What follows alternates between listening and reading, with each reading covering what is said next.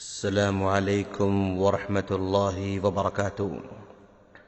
سامعین، آؤ دین کے اصول سیکھیں۔ سبق نمبر 13 میں ہم آپ کا استقبال کرتے ہیں۔ آج کے اس درس میں ہم بتائیں گے کہ شرک کیا ہے۔ شرک کا مطلب یہ عقیدہ رکھا جائے کہ کائنات کا خالق و مالک اور اس کا مدبر و منتظم ایک معبود نہیں بلکہ کئی معبود ہیں، جیسے مجوسیوں کا عقیدہ تھا اور ہے بھی۔ وہ کہتے ہیں کائنات میں خالق دو ہیں، ایک شر کا خالق اور دوسرا خیر کا خالق، ایک ظلمت کا اور دوسرا نور کا۔ اس طرح کا وہ عقیدہ رکھتے ہیں۔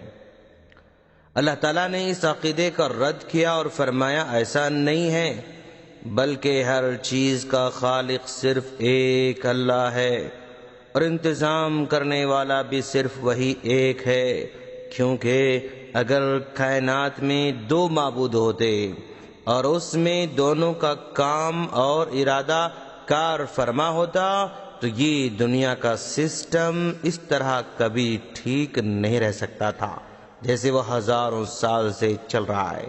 چاند سورج کا طلوع ہونا، غروب ہونا، رات اور دن کا آنا اور جانا، موسموں کا بدل جانا، کبھی بہار کا آنا، کبھی خزاں کا آنا، سردی گرمی، سردیوں میں دنوں کا چھوٹا ہونا اور راتوں کا لمبا ہو جانا، گرمیوں میں دن کا لمبا ہونا اور رات کا چھوٹا ہو جانا۔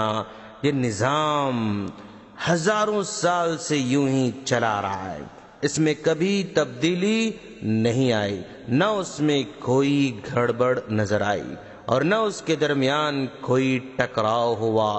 یہ اٹھانیت، یہ مضبوطی اس بات کی دلیل ہے کہ اس دنیا کا پیدا کرنے والا ایک ہے، اس میں حکم بھی اسی کا ہونا چاہیے، نہ اس کے پیدا کرنے میں اس کی شرکت ہے، نہ اس کی تدبیر اور انتظام میں کسی اور کا حکم چلتا ہے، کیونکہ خالق اگر ایک کے بجائے دو یا اس سے زیادہ ہوتے تو یہ مضبوطی کبھی نہیں آتی، کیونکہ اللہ تعالیٰ کا فرمان ہے۔ اعوذ باللہ من الشیطان الرجیم، بسم اللہ الرحمن الرحیم، لو کان فیہما آلہۃ الا اللہ لفسدتا فسبحان اللہ رب العرش عما یصفون۔ سورہ انبیاء آیت نمبر 22۔ اگر ان دونوں میں اللہ کے سوا اور معبود ہوتے تو دونوں خراب ہو جاتے۔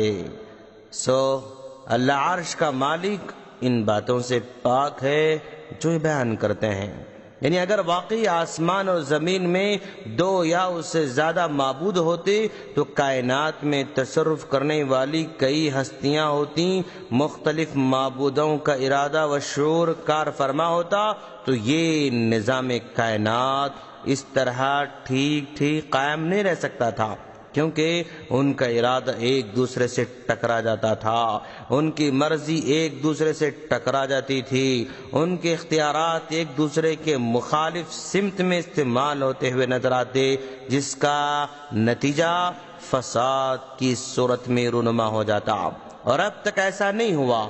تو اس کے صاف معنی یہ ہیں کہ کائنات میں صرف ایک ہی ہستی ہے جس کا حکم چلتا ہے، جو کچھ بھی ہوتا ہے صرف اور صرف اسی کے حکم سے ہوتا ہے، اور جس کو کوئی روک نہیں سکتا ہے، اور جس کو وہ دیتا ہے تو کوئی روک نہیں سکتا ہے، جس کو وہ روکتا ہے تو اس کو دے نہیں سکتا ہے۔ شرک توحید کی مکمل ضد ہے دوستو، اور شرک سب سے بڑا گناہ ہے۔ اللہ تعالیٰ فرماتا ہے ان الشرک لظلم عظیم، سورہ لقمان آیت نمبر 13 میں فرماتا ہے بے شک شرک بہت بڑا ظلم یعنی بہت بڑا گناہ ہے۔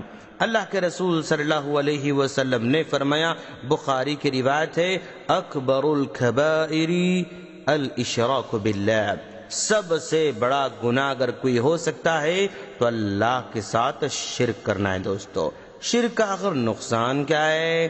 شرک ذلت اور بے یار و مددگاری کا سبب بنتی ہے، جیسا کہ اللہ تعالیٰ فرماتا ہے لا تجعل مع اللہ الہا آخر فتقعد مذموما مخذولا، سورہ اسراء آیت نمبر 22۔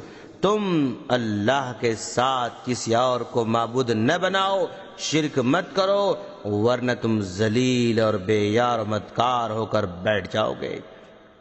شرک ملامت اور لعنت کا سبب ہے۔ اللہ تعالیٰ فرماتا ہے وَلَا تَجْعَلْ مَعَ اللَّهِ إِلَٰهًا آخَرَ فَتُلْقَىٰ فِي جَهَنَّمَ مَلُومًا مَدْحُورًا، سورہ اسراء نمبر 39۔ اور تم اللہ کے ساتھ کسی اور کو معبود نہ بناؤ، ورنہ تم ملامت زدہ اور مردود ہو کر جہنم میں پھینک دیے جاؤ گے۔ قرآن مجید میں سب سے پہلے جس گناہ سے بچنے کا حکم دیا گیا ہے وہ شرک ہے، اس سے بچنا تمام لوگوں پر فرض ہے۔ اللہ تعالیٰ فرماتا ہے فَلَا تَجْعَلُوا لِلَّهِ أَنْدَادًا وَأَنْتُمْ تَعْلَمُونَ، سورہ بقرہ نمبر 22۔ پس جاننے کے باوجود اللہ کے لیے شریک مقرر نہ کرو۔ اس آیت میں لفظ اندادہ استعمال ہوا ہے جو ند ان کی جمع ہے، اس کا معنی ہے شریک اور ساجھی۔ شرک کرنے والے کو مشرک کہا جاتا ہے، شرک پر مرنے والے کو اللہ تعالیٰ کبھی معاف نہیں کرتا ہے۔ اللہ فرماتا ہے ان اللہ لا یغفر ان یشرک بہ، سورہ نساء نمبر 48۔ بے شک اللہ تعالیٰ شرک کو کبھی نہیں بخشے گا، اس لیے مشرک کا ٹھکانہ جہنم ہے۔ اللہ تعالیٰ فرماتا ہے انہ من یشرک باللہ فقد حرم اللہ علیہ الجنہ ومأواہ النار وما للظالمین من انصار، سورہ مائدہ نمبر 82۔ جو شخص اللہ کے ساتھ شرک کرتا ہے اللہ تعالیٰ نے اس پر جنت حرام کر دی ہے اور اس کا ٹھکانہ جہنم ہے، اور ایسے ظالموں کا کوئی مددگار نہیں ہے۔ اللہ کے رسول صلی اللہ علیہ وسلم کا فرمان ہے من مات لا یشرک باللہ شیئا دخل الجنہ ومن مات یشرک باللہ شیئا دخل النار، رواہ مسلم۔ یہ مسلم کی روایت ہے۔ آپ فرماتے ہیں جو کوئی اس حال میں مرا کہ وہ اللہ کے ساتھ شرک نہیں کرتا رہا تو جنت میں داخل ہوگا، اور جو کوئی اس حال میں مرا کہ وہ اللہ کے ساتھ شریک کرتا تھا یا شرک کرتا تھا تو جہنم میں داخل ہوگا۔ یاد رہے سامعین، شرک کی دو قسمیں ہیں، ایک شرک اکبر کہلاتی ہے اور دوسرا شرک اصغر۔ شرک اکبر سے انسان اسلام سے خارج ہو جاتا ہے، اور اگر توبہ کیے بغیر اسی پر مر جائے تو اس پر جنت حرام ہو جاتی ہے۔ شرک اصغر سے انسان اسلام سے تو خارج نہیں ہوتا ہے اور نہ وہ جہنم میں ہمیشہ رہے گا، البتہ وہ کبیرہ گناہ ہے اور شرک اکبر کا ذریعہ بنتے رہتا ہے۔ سامعین، آپ نے درخواست سنا، اب ہم آپ کے سامنے کچھ سوالات رکھنے جا رہے ہیں۔ سوال نمبر 1، شرک کس کو کہتے ہیں؟ سوال نمبر 2، شرک کا انجام کیا ہے؟ قرآن سے دلیل دیں۔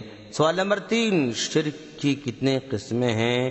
اور سوال نمبر 4، توحید پر مرنے والے اور شرک پر مرنے والے کا انجام کیا ہوگا؟ سوال نمبر 5، شرک کے کیا کیا نقصانات ہیں؟ آپ بیان کریں۔ ہم اللہ تعالیٰ سے دعا کرتے ہیں کہ باری تعالیٰ تو ہم تمام کو دین سمجھ کر اس پر عمل کی توفیق عطا فرما، آمین۔ السلام علیکم ورحمۃ اللہ وبرکاتہ۔